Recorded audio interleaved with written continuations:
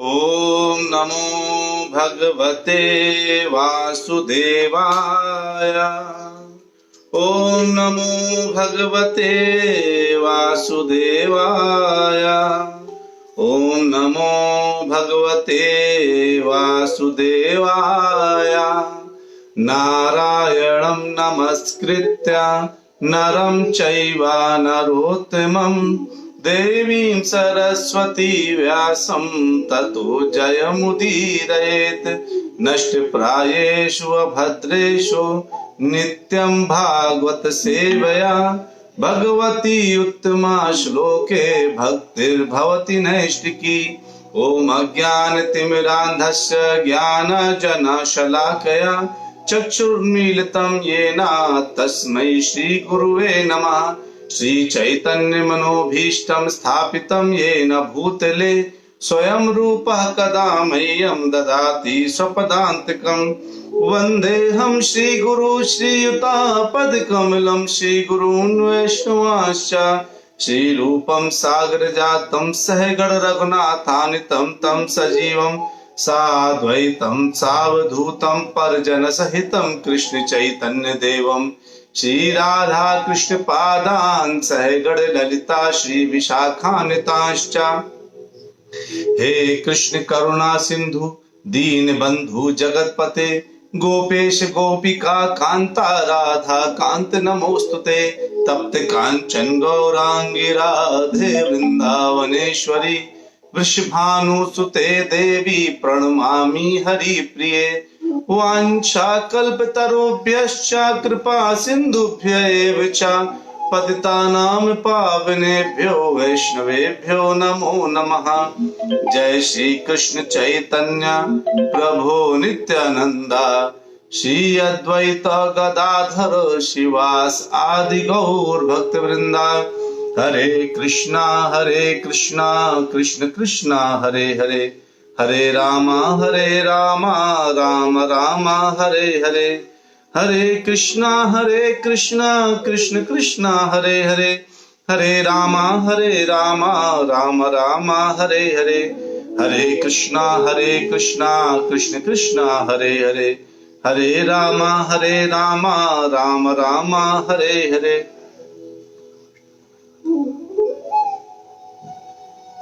हरे कृष्णा। आप सभी प्यारे प्यारे भक्तों का गरुड़ पुराण की इन कथाओं में बहुत बहुत स्वागत है।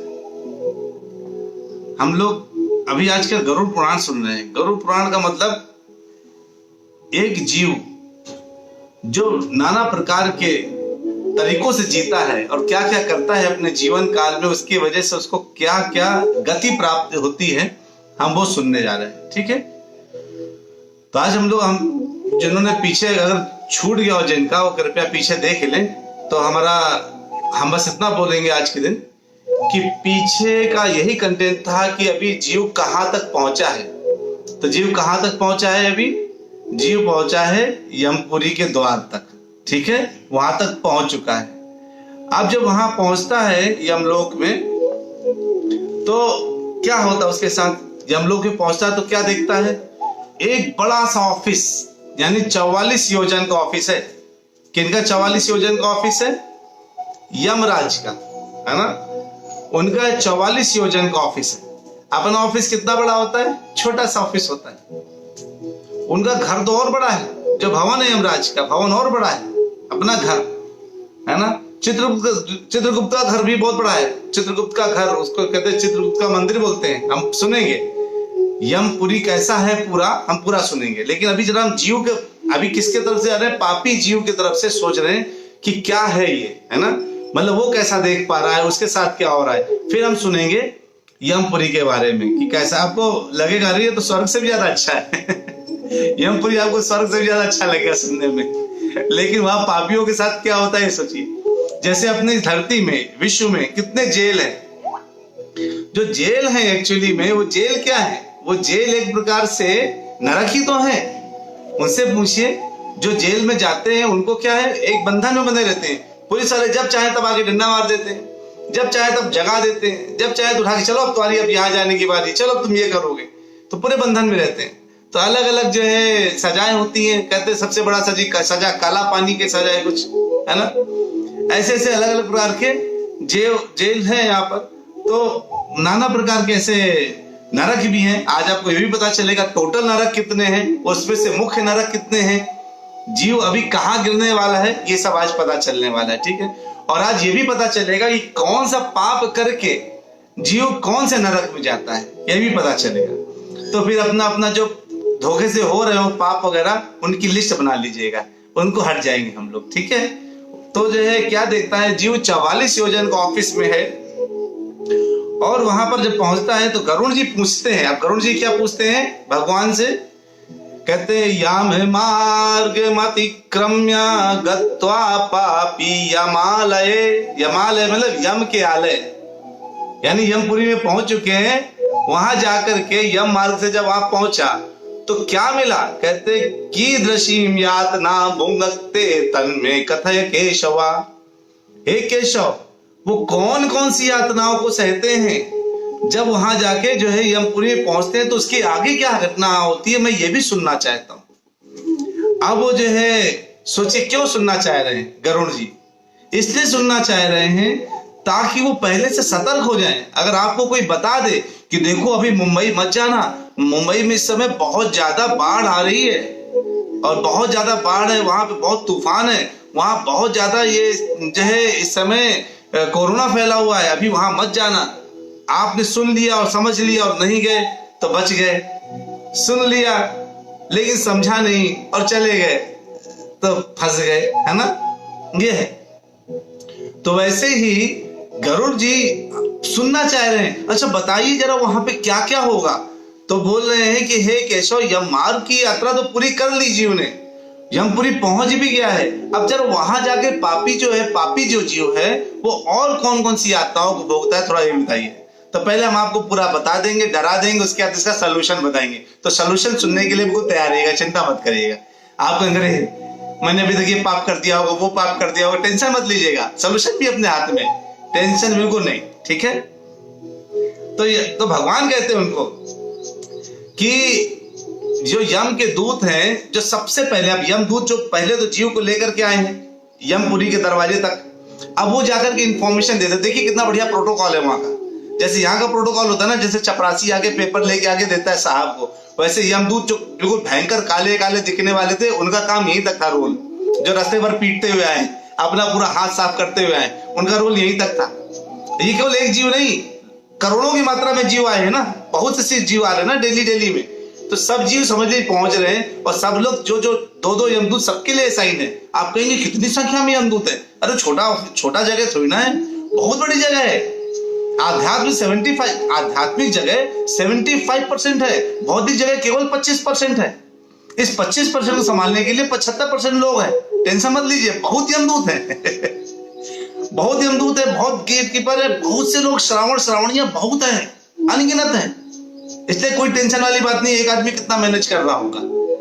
इसलिए बिल्कुल असाइंड है। जैसे यहाँ लाइन लगी, वहां ज्यादा लाइन नहीं लगती, वहां खटखट काम होता है, काफी संख्या में लोग हैं। अब जो है यमदूत, जो यम के सबसे पहले जो द्वारपाल होते हैं, सबसे पहले द्वारपाल, उनको धर्म ध्वज बोला जाता है। धर्म ध्वज, जितने द्वारपाल साइन है उनको धर्म ध्वज बोला जाता है, सबसे पहले द्वारपाल। तो यमदूत जो जीव को लेकर के आए हैं, वो धर्म ध्वज को बताते हैं कि देखो भैया ले आए। धर्म ध्वज कहते हैं अच्छा आप ले आए, चलो बढ़िया है। अब हम जरा अंदर जाते हैं, जीव को पूरा वो नेविगेट करते हैं, उसको देखते ही समझ जाते हैं क्या प्रॉब्लम है, क्या क्या इसने काम किया है, और पहुंचते किसके पास, चित्रगुप्त के पास। आ गए भाई साहब नीचे से, सारे कर्म शुभ अशुभ कर्म करके, ये कर्म उन्होंने किया मेरे लिस्टिंग के हिसाब से। आप अपना थोड़ा खोजबीन कर लीजिए, और ये उसका आईडी है, इसका एम्प्लॉय नंबर है, इसका ये नंबर है, वो नंबर है, जरा अपने कंप्यूटर डाल के चेक करिए इसका सारा रिकॉर्डिंग, क्या क्या इसने किया है शुभ अशुभ कार्य। चित्रगुप्त को अच्छा दिखाओ जरा, उसका फ्लॉपी लेते डालते अंदर से और चेक करते, टक टक टक टक, ओह इतना सारा है, पूरा रेड लाइन है, ग्रीन तो दिखी नहीं रही कहीं पर पूरी लाल पंक्ति खींच गई, पाप ही पाप की इसने, पुण्य तो ही नहीं। कहते अच्छा, वो सीधे किसको बताने चले जाते हैं, यमराज को बताने चले जाते हैं। यमराज को पहले से पता होता जीव के बारे में, यमराज को सारे जीवों के बारे में पता है, लेकिन तब भी यमराज कैसे बैठते, हाँ बताओ चित्रगुप्त क्या खबर लेके आए हो, कौन सा जीव अगला आया। अरे ये तो महापापी निकल के आ गया, देखिए इसके चिप पे केवल लाली लाल पड़क कलर है, ग्रीन कलर तो कहीं है ही नहीं। भगवान का नाम आज तक एक बार भी हरे कृष्ण बोला ही नहीं, हरे कृष्ण नहीं बोला। चलो खींच के ले गया और फिर जो है उसको जीव को यमराज के सामने प्रस्तुत किया जाता है।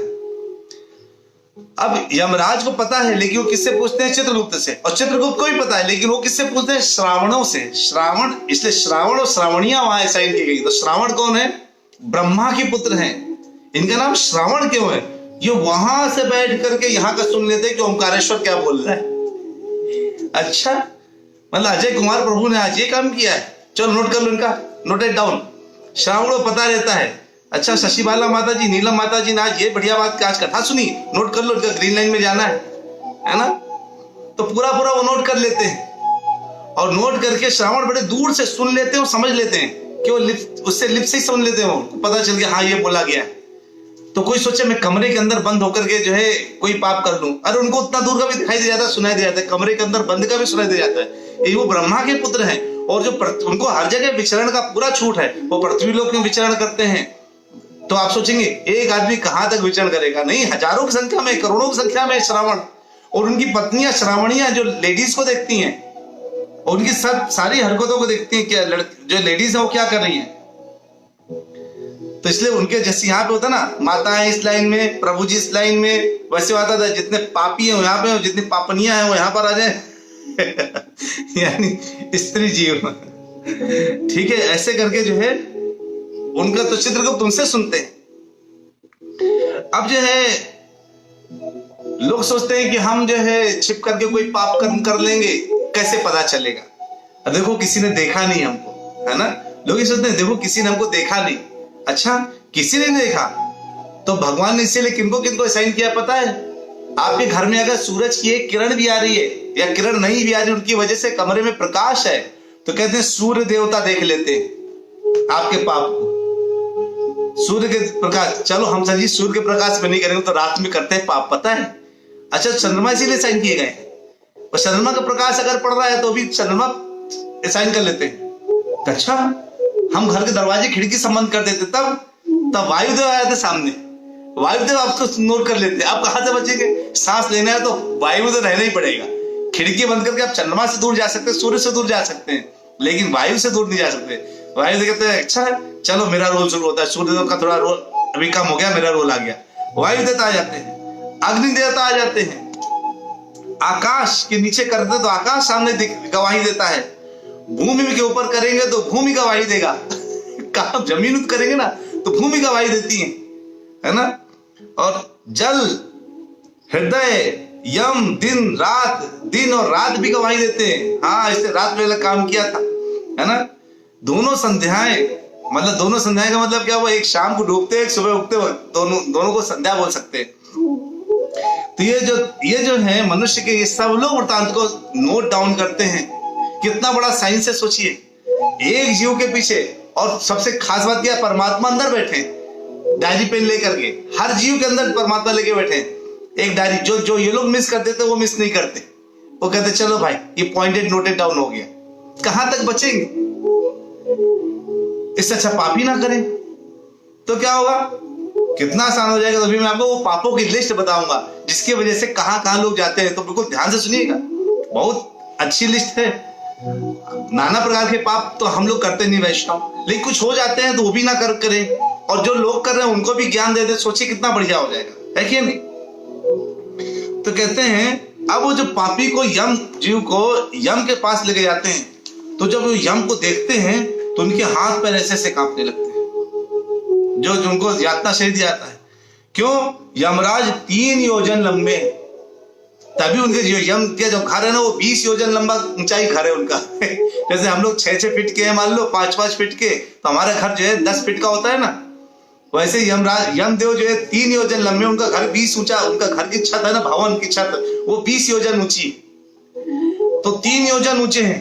और जीव कितना बड़ा, अंगूठे के बराबर है। और एक जीव नहीं है, लाखों जीव वहां पाप करके पहुंचे हैं। तो पापियों की कमी तो है नहीं, पापियों की कोई कमी नहीं है, अच्छे मतलब साधुओं की कमी है। पूरे विश्व में केवल पापी पापी भरे पड़े हैं। अभी सुनाई देगा तो आपको पता चलेगा, अच्छा इस मात्रा में लोग जाते हैं वहां पर। तो कहते हैं कि उनके हाथ में दंड है, एक तो इतना ऊंचा शरीर, इतनी लंबी उनकी नाक, और उसके जाए बिल्कुल गोल गोल लाल लाल आंखें, तपती हुई बिल्कुल आंखें, देखकर घबरा जाता सामने वाला जीव। और शरीर बिल्कुल ऐसा जैसे लगता है जैसे काजल का ढेर खड़ा कर दिया गया, 3 योजन ऊंचा काजल का ढेर, ऐसा काला शरीर, भैंसे के ऊपर बैठे हुए, काले काले भैंसे के ऊपर, है ना, और हाथ में भयंकर दंड लिए खड़े हैं, और जो है बिल्कुल उनकी आवाज, आ गए, या भयंकर, बिल्कुल यमराज जैसी आवाज, यमराज की बात हो रही है बिल्कुल जैसे मेघ गरजते हैं ना, वैसे गर्जन वाली आवाज है उनकी, और इतने भयंकर दिख रहे हैं। और आदमी सोचे 2 हाथ नहीं 32 हाथ हैं, 32 हैंड्स, और बिल्कुल चौड़े चौड़े हाथ, बिल्कुल एक भी पड़ जाए तो बस आदमी सोचे आज तो राम नाम सत्य होना ही होना है। वो जीव ऐसे उसको देख कर कांपता रहता है, और इतने भयंकर दिख रहे हैं कि वो हृदय में पहले ही उसका कंपन जीव का शुरू हो जाता है। और फिर वो जो है चित्रगुप्त उनके सामने ही, यमराज खड़े, जैसे नहीं राजा खड़ा होता है और जो मंत्री होता है वो बताने लगता है इस पापी ने अलग काम किया, उस पापी ने अलग काम किया। चित्रगुप्त बोलते हैं देखो तुमको ये मनुष्य शरीर दिया गया था और तुमने ये सारे पाप किए, तुम्हें शर्म नहीं आई? इतना अच्छा मौका तुमने गंवा दिया, तुमने देखो क्या क्या कर्म किए, उसकी वजह से तुमको आज यहाँ खड़ा होना पड़ रहा है, इसकी वजह से तुमको और यातनाएं सहनी पड़ेंगी, इसकी वजह से तुम इतनी यातना सह करके आए हो, इतना सब जो तुम यातना सह करके आए, प्रताड़ित होकर के पूरे रास्ते आए हो, इस वजह से है। और बिल्कुल यमराज की आंखें और बड़ी होती चली जाती हैं, अच्छा ये भी किया, ये भी किया, ये भी किया। और फिर वो जो है प्रचंड और चंडक को बुलाते हैं, प्रचंड और चंडक इधर आओ, इन सारे लोगों को लेकर जाओ, जितने जीव ना पापी जीव, इन सबको लेकर के जाओ। और कहां जाओ? इनको पहले नरक भेजने के पहले इनको नरक की थोड़ा जो ट्रायल होता है ना वो दिखाओ जाकर कि देखो जरा डेमो पीस। तो नरक जो ये प्रचंड और चंडक नरक ले जाने के पहले उनको क्या करते हैं, ले जाते हैं कहां पर? एक ऐसी जगह ले जाते हैं जहां पर एक बड़ा विशालकाय 5 योजन में फैला हुआ पेड़ नजर आता है। सारे जीव उसको देख करके दंग हो जाते हैं, अरे गजब। वो जब जीव जाते हैं इतना, और इसको पेड़ को देख के नहीं डरते, पेड़ को देख के तो उनको लगता है छाया आ रही है, वो एक्चुअली पेड़ को देख के नहीं डरते। किसको देख के डरते हैं पता है? वहां पे उल्टे लटके जीवों को देख के डरते हैं। वहां जीव उल्टे लटके हैं और उनको क्या चुभाया जा रहा है? भाला चुभाया जा रहा है, चप चप। उनको लोहे की राडों से मारा जा रहा है, बुदगरों भालों से उनको मारा जाता है, इन जीवों को उल्टा लटका देते हैं। अब जैसे नहीं यहाँ पे जो लोग चिकन खाते हैं, वो चिकन में क्या करते हैं? चिकन के लटका के रखते हैं। तो एक चिकन को दूसरे चिकन को देख के डर लगता है, लोग सोचते हैं अरे हाँ मुझे ये वाला चिकन दे दो। अरे सोचिए जो चिकन बेचारे जेल में बंद है अंदर इस समय, उनके बीपी शुगर सब कुछ उनके शरीर में हो ही गया होगा, नाना प्रकार की बीमारियां आ गई होंगी इतनी देर में, जितनी देर में उन्होंने अपने दोस्त को मरते हुए देखा। सोचिए अगर एक घर में 10 लोग बंद हैं और एक बंदा हाथ डाल के एक आदमी को निकाल रहा है, अब इसकी बारी, फिर अब इसकी बारी, लोग पीछे भागते डर के मारे। तो लगातार प्रेशर टेंशन में रह करके उनके अंदर कितनी बीमारियां आ जाएंगी, और लोग ये बीमारी बड़े चाव से खाते हैं घर में बैठ करके। उनके बारे में बताया क्या? देखते जाइए। और बहुत प्रताड़ना देते हैं उनको, मतलब जो लोग चिल्लाता आ तो उसके मुंह में धूल भर देते हैं, जो और इधर तो ज्यादा हिलता है उसको भी कुल्हाड़ी से उसके पैर हाथ काट देते हैं। लेकिन जीव मरता नहीं है क्योंकि उसको वो शरीर नहीं, इसी सब चीज के लिए दिया जाता है। आधी से 2 शरीर भाग में काट देते हैं, उनको जलाते हैं बैठा के, नीचे से आग लगा देते हैं, ऊपर से लटका देते हैं उसको, वो अपने आप को पकता हुआ देखता है। इतनी भयंकर प्रताड़ना। अब ये नरक नहीं है, नरक पहुंचेगा अभी, ये नरक का शुरुआत ट्रेलर है, बहुत खतरनाक ट्रेलर है। और जब वो पहुंचते हैं तो वहां पे कितने प्रकार के नरक हैं, कौन बताएगा? टिक टिक 1, टिक टिक 2, चलिए मैं बता देता हूं। 84 लाख प्रकार के नरक हैं, 84 लाख नरक। आपने गुरुजी 84 लाख नरक, ये तो लिमिट ही हो गई। इतने नरकों के बारे में तो हमने कभी सुना ही नहीं, है ना? 84 लाख। जैसे इस पूरे विश्व में सबसे ज्यादा कितने जेल होंगे, कभी काउंटिंग किया टोटल जेल कितने हैं पूरे वर्ल्ड में, है ना? गूगल करिएगा शायद मिल जाए, गूगल देवता सब बता देते हैं। तो जो कहते हैं 84 लाख टाइप की जो नरक हैं, 84 लाख नरक, उसमें सब में किसी में थोड़ी कम दर्द मिलता है, किसी में थोड़ा ज्यादा दर्द मिलता है। लेकिन उसमें जो सबसे प्रमुख कैदी होते हैं उनको बिल्कुल ऐसे ऐसे नरकों में डाला जाता है जिनकी संख्या है टोटल 21। तो भागवत में भी 21 प्रकार के नरकों की में भी स्पेशल 21 प्रकार के और ज्यादा नरकों की चर्चा की गई है। तो यहाँ पे भी 21 प्रकार के नरकों की संख्या बताई गई है, उनके नाम भी बताए गए। तो नाम सुनना चाहेंगे नरकों के? जैसे नहीं होता उस जेल का नाम ये जेल है, इस जेल का नाम वो जेल है ना। कहते हैं पहला नरक है तामिस्त्र, दूसरा लोह शंकु, महारौरव तीसरा, चौथा शालमली, पांचवा रौरव। ये सब अलग अलग पापों के कारण, यानी एक पाप जिसने ज्यादा प्रमुखता में किया है, किसी ने बहुत ज्यादा मांसाहार किया तो भाई उसको इस नरक में डालो, वहां पे उसको कुटाई होगी कायदे से, उसी हिसाब से। फिर कहते हैं कुडमल छठवां, काल सूत्रक सातवां, पूत मृतिक आठवां, संघात नौवां। फिर कहते हैं लोहितोद 10वां, सविश 11वां नरक, 12वां नरक है संप्रतापन, और 13वां नरक कौन सा है? महानिरय। 14वां कौन सा है? काकोल। 15वां संजीवन, 16वां महापथ, 17वां है अबीच, 18वां कौन सा है? अंधतामिस्त्र, 19वां है कुंभी पाक, और 20वां है संप्रतापन, और 21वां कौन सा है? तपन। इतने प्रकार के मुख्य नरक हैं। ये मुख्य नरक ऐसे हैं, भागवत में थोड़े और नरकों के बारे में बताए गए हैं, लेकिन यहाँ पर जब हम भागवत में सुनेंगे तो और थोड़े नरक के नाम सुनेंगे। तो कहते हैं एक बार जो इन नरकों में चला गया वो एक कल्प तक नरकों में रहता है। एक नरक से दूसरा नरक, दूसरे नरक से तीसरा नरक, यानी सबसे हाई नरक में भेजा गया, उसका थोड़ा सा लो नरक, उसका थोड़ा और लो नरक में आ करके वो एक कल्प तक रहता है पूरा। बहुत नरक भोगना पड़ता है।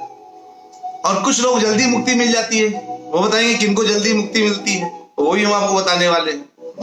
लेकिन जिनको मुक्ति नहीं मिल पाती वो पूरे कल्प पर्यंत नरक में पड़े रहते हैं, बहुत कष्ट भोगते हैं। अब जब ये जो है इतना नाम सुना है भगवान ने, तो भगवान ने कहा तुम्हें पता चल गया जीव का क्या हुआ, और कुछ सुनना चाहते हो? नहीं तो मैं कथा समाप्त करूं। गरुड़ जी कहते नहीं नहीं नहीं, अभी तो बहुत कुछ बचा है, मुझे थोड़ा और सुनना है। कहते हैं वो आपने बताया इतने नरक हैं, मैं थोड़ा बीच से एक चीज मिस कर गया था, ये पूछना कि ऐसे कौन कौन से पाप हैं जिसकी वजह से लोग यहाँ तक आते हैं, फिर आगे नरकों में कैसे कैसे दंड दिए जाते हैं, बताइएगा। पहले मुझे पाप बता दीजिए, कौन कौन से पाप हैं जिसकी वजह से लोग इस दक्षिण मार्ग से आ रहे हैं, यानी यम मार्ग से आ रहे हैं, और यम मार्ग से आते हैं और यहाँ पर आकर के इतने नरकों में भोगते हैं। तो फिर कहते हैं कैसे बोलते हैं, कैर्गच्छन्ति महामार्गे, गरुड़ जी बोल रहे हैं, वैतरण्याम पतांत कई पाप नरके यान्ति तन्मे कथय केशवा। हे केशव मुझे बताइए कि कौन से पापों के कारण है जिसकी वजह से लोग यहाँ पर आ रहे हैं, है ना। तो केशव भगवान क्या कहते हैं कि पाप कर्मों की वजह से हमेशा ही जो जीव है ना, एक नरक से दूसरे नरक में भोगते रहते हैं। लेकिन जो धार्मिक लोग हैं, जो धार्मिक लोग हैं, जिन्होंने भगवान का एक बार भी नाम ले लिया है, भगवान के ध्यान किया है, कथाएं सुनी है, भागवतम सुना है, भगवत गीता सुना है, जो शास्त्रों पुराणों को सुनते हैं और उनको विश्वास करते हैं, वो इस मार्ग से नहीं आते, वो बाकी के 3 मार्गों से आते हैं। फिर मैं बताऊंगा आपको ये भी कि उन 3 मार्गों से कौन से कौन जाता है। वैष्णव, शुद्ध वैष्णव कौन से मार्ग से आता है, दूसरा व्यक्ति कौन से मार्ग जाता है, ठीक है, ये थोड़ा बताएंगे। लेकिन अभी जो है बस समझ लीजिए कि केवल पापी जन दक्षिण मार्ग जाते हैं। अब कौन कौन से जो लोग हैं जो दक्षिण मार्ग जाते हैं, सबसे पहला, अब आप सुनिएगा, ये मैं पापों की लिस्ट बता रहा हूं, बहुत जरूरी है ना। अगर हमसे धोखे से भी ये पाप हो रहे हो तो हमको थोड़ा सा इग्नोर कर देना चाहिए, थोड़ा सा इसको समझ लेना चाहिए, ठीक है। तो बिल्कुल बिल्कुल बहुत इंपॉर्टेंट चीज आप बताई जा रही है कि दक्षिण मार्ग से कौन कौन से जीव जाते हैं। ब्राह्मणों की हत्या करने वाले, बच गए, हम तो ब्राह्मण की हत्या कभी नहीं किए, चलो बढ़िया है। सुरापान करने वाले, दारू तो नहीं पीते, नहीं नहीं हम तो वैष्णव प्रभु, कहाँ दारू तो बस खत्म, दारू तो पीते ही नहीं अब तो, नहीं। सुरापान करने वाले लोग आएंगे, दारू पीने वाले लोग दक्षिण मार्ग जाएंगे। गो घाती, गायों की हत्या करने वाले, तो जितने लोग, जो वो वर्ग समाज का जो गायों की हत्या करता है, उसके नरक के द्वार हमेशा ही खुले हैं, कभी भी बंद नहीं होंगे, और बड़ी भयंकर नरक की यातना सहते हैं वो लोग जो गो घाती हैं। गो घाती और ब्राह्मण घाती लोगों के बहुत भयंकर नरक मिलता है, मतलब वो नरक में सड़ते रहते हैं पूरे टाइम। बाल हत्यारे, जो बच्चों की हत्या करते हैं, उनका वो नरक में जाते हैं। बहन किसी रस्सी दौड़ से जाते हैं। और स्त्री की हत्या करने वाले, कई लोग स्त्रियों की हत्या करते हैं, शादी के बाद होगी पत्नी आई उसकी हत्या कर दी है, उनके वो नरक में चले जाते हैं। गर्भपात कराने वाले ऐसे लोग हैं, अरे 2 बच्चा था, तीसरा बच्चा आ गया गर्भ में अचानक, पता नहीं कहां से, अरे पता नहीं कहां से कहीं से और तो नहीं आया, लेकिन आपने क्या किया, अब हमको तीसरा बच्चा पालने की हिम्मत नहीं है, उसका गर्भपात करा दिया। वो लोग इसी रास्ते से जाते हैं, गर्भपात कराने वाले। तो जो है कई लोग ऐसे जो शादी नहीं करते हैं, लेकिन उसके बाद भी उनको जो है पुत्र पेट में आ जाता है समाओ, वो लोग भी जो है गर्भपात कराते हैं। उन लोगों की यही रास्ता है स्त्रियों के लिए। वो जो है कहाँ जाती हैं, इसी रास्ते में जाती हैं, दक्षिण दिशा में। गुप्त रूप से जो पाप करने की प्रयास करते हैं, जैसे छुप करके कुछ गलत कार्य कर लो, तो गलत कार्यों में गुप्त छुप करके चोरी करना, छुप करके किसी का हत्या कर देना, है ना, ये सब आता है। गुरु के जरिए जो धन डोनेशन आता है उसको अपने लिए यूज कर लेते हैं जो लोग, तो गुरु का धन कभी भी हरण नहीं करना चाहिए। उनका जो धन हरण कर लेते हैं उनको भी जो है नरक जाना पड़ता है, इसी रास्ते से जाना पड़ता है। और देवता अथवा ब्राह्मण के, जैसे देवताओं के लिए जो दान आता है उनको लोग अगर अपने लिए यूज कर लेते, कई लोग होते ना, देवताओं के लिए डोनेशन आए अपने लिए यूज कर लिया, मांगा डोनेशन ब्राह्मणों के लिए अपने लिए यूज कर लिया, वो लोग इसी रास्ते में जाते हैं। ब्राह्मण और देवताओं के लिए जो डोनेशन आए उसको इमीडिएटली बेसिस पे क्या करना चाहिए, हमें वापस कर देना चाहिए, मतलब वो अपने लिए यूज नहीं करना चाहिए।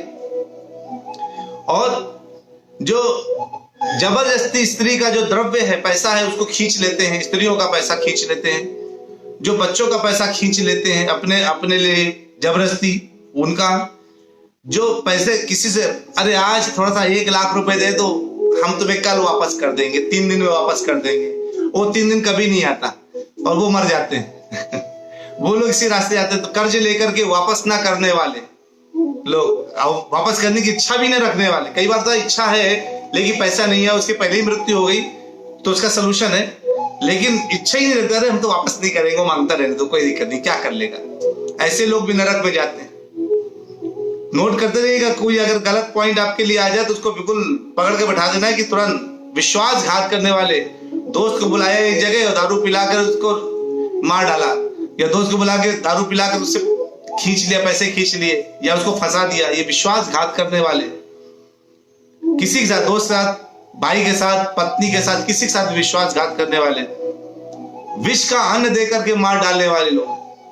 कई लोग ऐसे होते हैं जो विष का अन्न देकर के मार देते हैं अपने उसके लिए, यानी विष देकर के मार देते हैं। कोई खाना के लिए बुलाए, अरे आइए, आपसे बेहतर हमारे लिए कौन होगा, आइए ना, एक बार खाना चाहिए, दोबारा आने की होती नहीं पड़ेगी। आज हम आपको विष देकर के ऐसा मारेंगे, दोबारा आएंगे, आ ही नहीं पाएंगे आप। तो जो विष देकर के मार देते हैं, जो है वो परमजीत प्रभु बोले हैं कि प्रभु जी, और जो लोग अपने से छोटे लोगों को सताते हैं, हाँ प्रभु जी, सब जो भी ऐसे काम करते हैं, पाप वाले कोई भी कार्य, वो सब इसी दिशा में जाते हैं। दूसरे के दोष को ग्रहण करने वाले, कई बार होता है, अरे किसी ने खून कर दिया और उसने बोला देखो मुझसे हो गया, तो अब तुम गरीब आदमी हो, मेरे पास पैसा है, मैं तुम्हारा घर का पालन पोषण कर लूंगा, लेकिन तुमको मैं जो है, तुम बस मेरा दोष ग्रहण कर लो, तुम जाके बोल दो तुमने खून किया है। ऐसे लोगों को भी नरक जाना पड़ता है कि दूसरों के दोष को तुमने ग्रहण कैसे कर लिया, क्योंकि अगर उसको दोष, जिसने दोष किया, अगर उसको फांसी की सजा हो जाएगी तो नरक जाने से बच जाएगा, ये जानते नहीं लोग। फिर कहते हैं गुणों की प्रशंसा ना करने वाले, ऐसे लोग भी है जो गुणों की प्रशंसा नहीं करते, सामने वाले गुण देखते तो जलने लगते हैं, या उनकी प्रशंसा नहीं करते, वो भी नरक जाते हैं। इसलिए गुणों की प्रशंसा करनी चाहिए, है ना, गुणों की प्रशंसा ना करने वाले, सत्संग से दूर रहने वाले, पता चला अरे भागवतम चल रहा, अरे टाइम कहाँ है अपने पास, छोड़ो, तो क्या इस समय थोड़ा सा एक सीरीज चल रही, वेब सीरीज चल रही, वो देख लेते हैं ना, है ना। एक ऐसे व्यक्ति मिला, कहते हमने कहा तुम वो आए नहीं थे यार, अरे सॉरी, मैं सुबह 8 बजे मैंने वो फैमिली मैन देखना शुरू किया और 10 बजे तक देखता रहेगा, मैं भूल गया, आपका कथा ही भूल गया। मैंने अच्छा, मतलब कोई फैमिली मैन करके कुछ आ रहा है, पता नहीं कब मूवी है क्या है, उसमें आ रहा है, तो उसको जो है लोग देखने बैठ गए, तो मतलब कथा ही भूल गए, ऐसा हालत है। तो ऐसे जो है सत्संग से दूर रहने वाले, तीर्थों, सज्जनों, सत्कर्मों, गुरुजनों, इन सब की निंदा करने वाले, पता चला वृंदावन गए, परिक्रमा कर, अरे कितना गंदा तीर्थ मचा रखा है, देखो हर जगह कीचड़ कर रखा है, इधर देखो कितना गंदा है, उधर देखो कितना गंदा है, देखो ये ब्रजवासी बने घूम रहे हैं, देखो ऐसे लोग भी हैं, वो पक्का इस तरह के रास्ते में जाते हैं। बड़े घूम के जाते हैं, बड़े धूम के साथ जाते हैं, है ना। तीर्थों में जाकर के, कभी तीर्थ है उनकी कभी निंदा नहीं करनी चाहिए। गंदा पड़ा है तो आप साइड से निकल जाओ, क्यों गंदे की बुराई करना, तीर्थ की नहीं करना है बुराई। तीर्थों की बुराई करने वाले, सत्कर्मों को ना करने वाले और गुरुजनों की जो निंदा करते हैं, अरे हमने गुरु धारण तो कर लिया लेकिन उनको आता तो कुछ नहीं है। एक व्यक्ति मिले, हमने बोला आप अपने प्रश्न को शिक्षा गुरु से पूछ लीजिए। क्या शिक्षा गुरु से पूछ तो ले, लेकिन उनको कुछ आता नहीं है। हमने अरे तो आपने शिक्षा गुरु बोल क्यों रहे, उनको अगर कुछ नहीं आता तो अगर या तो बोलिए कि उनको आता है इसलिए वो आपके शिक्षा गुरु है। आप ये कह रहे हैं हमने शिक्षा गुरु तो है लेकिन उनको कुछ आता नहीं है, इसलिए वो शिक्षा गुरु है हमारे। तो ऐसे कभी गुरुजनों की निंदा नहीं करनी चाहिए। जो पुराण वेद इनको अपने हिसाब से दूषित कर देते हैं कुछ भी लिख करके। भगवत गीता लिया आपने बता, कहते भगवान कहते हैं कि तुम सारे धर्मों को त्याग कर उनके पास चले जाओगे तो भगवान तुमको जो है सारे पापों से मुक्त कर देंगे।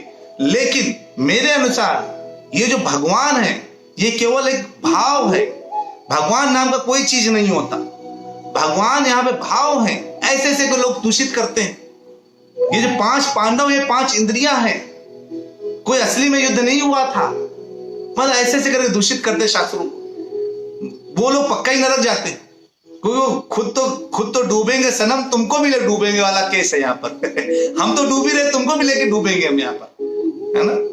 फिर कहते हैं कि जो बिल्कुल दुखी व्यक्ति है, बड़ा दुखी होके बता रहा है, क्या बताए प्रभु जी आज तो हमें बहुत दुख हो गया, हमारा ये हो गया, पसंद मुझे तो पता ही था तुम्हारे साथ ऐसा ही होना चाहिए था, तुम इसी काबिल हो। और खूब खुश हो रहे, वो रो रहे तुम खुश हो रहे हो, नरक का रास्ता खुल गया, इस रास्ते का दक्षिण दिशा में जाने का रास्ता।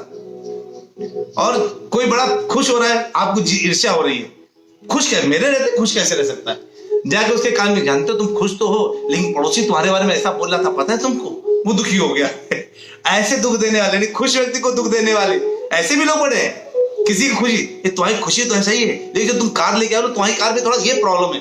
कोई बंदा कार लेके आया, मान लो 10-15 लाख खर्च करके कार लेके आया, सामने वाले दिखाया देखो कार मेरी कैसी है, हाँ कार तो अच्छी है लेकिन मैंने बड़ी बुराई सुनी इस कार की, बड़ी बेकार कार होती है अली, इसमें ये देखो इसके जो टायर है ना बड़े सही नहीं होते हैं। अरे खरीद के बेचारा 10-15 लाख खर्च करके लाया है और तुम उसको और बुराई कर दो ऊपर से, उसको झटका नहीं लग जाएगा। तुम्हें कुछ बुराई पता भी तो भी उसकी तारीफ करो, हाँ हाँ बहुत अच्छी कार है, तुम आराम से चलाना भाई। तो जो है ऐसे भी लोग हैं और दुर्वचन बोलते हैं, उल्टा सीधा बोलते हैं सामने वाले को, दूषित चित्त वाले हैं, सबके लिए गंदा सोचते हैं। और जो हितकर वाक्य और शास्त्रों का ना सुनने वाले, जो उनके लिए हित है और शास्त्रों को जो श्रवण नहीं करते हैं, उनको इस रास्ते से जाना पड़ता है। कहते हैं अपने को सर्वश्रेष्ठ समझते हैं, अहम करता हम इति मन्यते, है ना। कहते ना मैं करता हूं, है ना, अहंकार विमूढ़ आत्मा। तो जो अहंकार से विमूढ़, भगवान कहते हैं ना अहंकार विमूढ़ आत्मा करता अहम इति मन्यते, वो सोचते मैं ही सर्व कारण हूं, मैं घर में ना हूं ना तो घर का पालन पोषण नहीं होगा, कल के दिन उसका एक्सीडेंट हो गया, पता चला कल घर का तब भी पालन पोषण होने में लगा हुआ है। यानी अहंकार से भरा हुआ आत्मा क्या सोचता है, करता हम इति मन्यते, अपने आप को करता मानता। ऐसे लोग जाते हैं दक्षिण के साथ। घमंडी मूर्ख होते हुए भी अपने आप को विद्वान समझते हैं। ये सब लोग दुनिया जानती है घमंडी और मूर्ख है, तब भी अपने आप को विद्वान समझते हैं। अरे तुम लोग जो हरे कृष्णा करते रहते हो ना, इस सबसे कुछ नहीं होने वाला, टाइम वेस्ट कर रहे हो, इन सबसे तुमको क्या प्राप्त होगा, कुछ नहीं मिलने वाला, फालतू समय वेस्ट कर दिया तुमने। इस समय कुछ अच्छा काम करते तो कोई बिजनेस खड़ा कर सकते थे, अच्छी नौकरी कर सकते थे, है ना। तो ये जो है बहुत कठिन है इसको सुन पाना।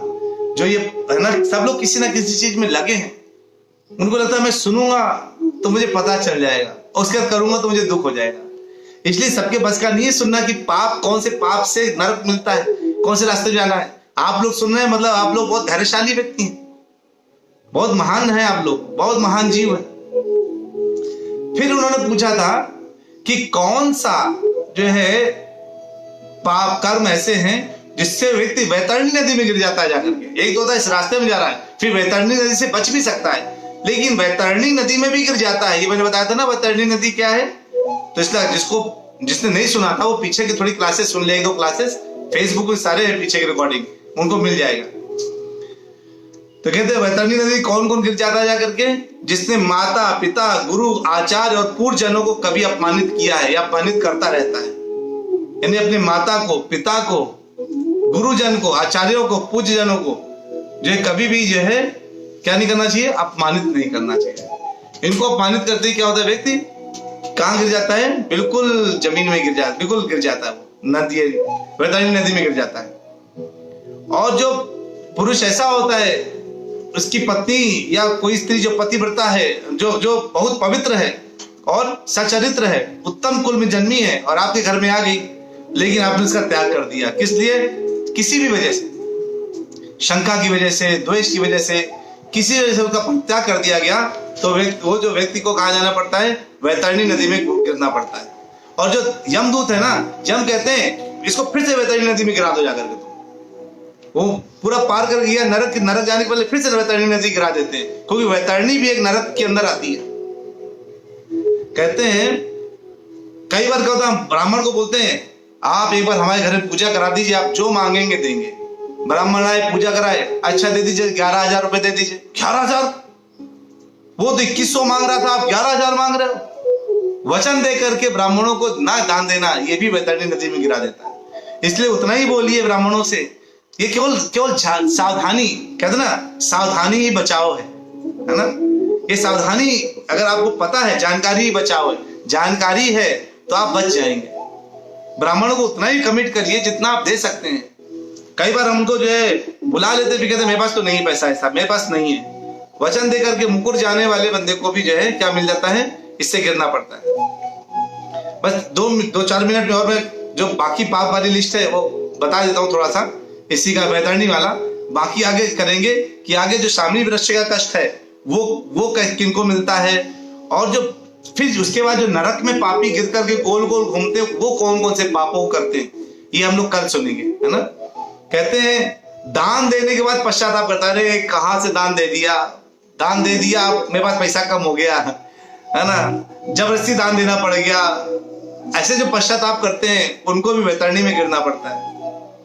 दूसरे की आजीविका हरण करने वाला, मतलब जो है ईर्ष्यावश किसी का आजीविका हरण कर दिया, और जो किसी को दान देने से रोके, अरे तुम कहाँ दान दे रहे हो, यहाँ पे जो है, अरे उन्होंने प्रभु जी ने बोला श्याम सुंदर गौशाला में दान दे दो, तुम कहाँ दान दे रहे हो, उससे अच्छा तुम वहां पे दान दो, है ना। तो दान देने से रोकने वाला व्यक्ति भी वैतरणी में गिरता है, यज्ञ का विध्वंस करने वाला भी गिरता है, और कथाओं को भंग करने वाला भी वैतरणी नदी में गिरता है। कथाएं चल रही, उसको कोई भंग कर दे, हटो हटो कोई कथा नहीं होगी, चलो चलो हो गया, जितनी कथा होनी थी, अब आज से पब चलेगा पब वो भी वैतरणी में गिरता है।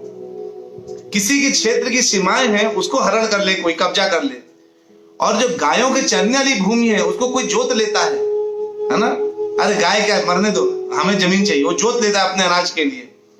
और पशुओं की हत्या करने वाला, कोई भी पशु की हत्या करता, कोई भी पशु की हत्या करता है, और क्या करता है, जो ब्रह्म कर्म से जो च्युत होता है, मतलब जो ब्रह्म कर्म में नहीं लगा रहता है, जैसे पूजा पाठ करना, भगवान की सेवा करना, भगवान को भोग लगाना, ये सब कार्य जो नहीं करता है, वो मांस भोजी, समझ लीजिए मांसाहारी व्यक्ति की बहुत भयंकर गति होती है, उसको पता नहीं होता कितना भयंकर पाप कर रहा है वो। मांसाहारी व्यक्ति वैतरणी नदी में गिरता है, उसको बचाने वाला भी कोई नहीं होता, चीखता रहता है। इसलिए मांसाहारी, तो कहते मांस भोजी, मद्य पीने वाला, जब मांस खा के शराब पीने, अरे हमसे बोलते हैं लोग, प्रभु जी आप क्या खाते पीते हैं, हमने तो ना चाय पीते, ना कॉफी पीते, ना कोल्ड ड्रिंक पीते, ना बाहर का खाना खाते हैं, ना कुछ करते हैं, हम तो घर का खाना खाते हैं, शुद्ध भगवान का प्रसादी खाते हैं। चाय भी नहीं पीते तो दारू भी नहीं पीते हो गए, हमने कहा दारू नहीं पीते, तो क्या अच्छा, तो आप नॉनवेज वगैरह भी नहीं खाते हो, घास फूस खाते हो, मतलब घास फूस खाते हो।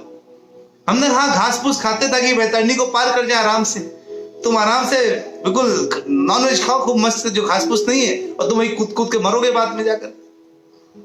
तो जे और कहते हैं अरे, तो अपने आप को बिल्कुल मांस नोच के खाना और दारू पीने को अपने आप को क्या मानते हैं, अरे हम तो सुपरस्टार हैं।